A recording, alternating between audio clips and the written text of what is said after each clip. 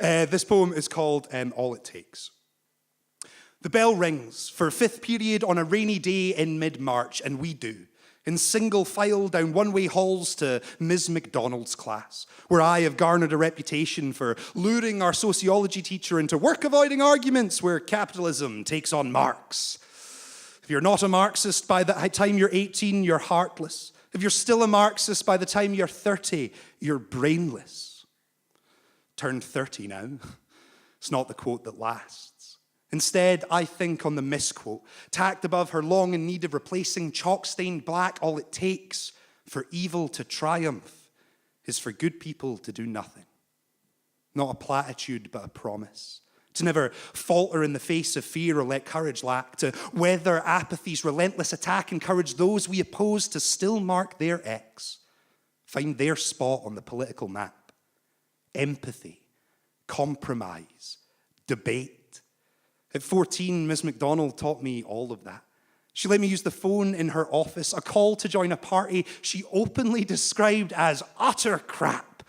The closest I ever came to cracking her ridiculous claim to having no political bias. She challenged every idea I ever expressed. Never to discourage or chide, but always to test each and every claimed conviction's strength. It is not enough to pick red or blue and simply hope for the best. This is not the fucking Matrix. A statement in which each new political development slowly erodes my confidence, because we have been taught not just to accept our lot, but to long for this, hold on to it, cherish a system not fit for purpose out of fear of the consequence, but true terror lies in the fact that given much longer, this might be all there is. But we are never powerless.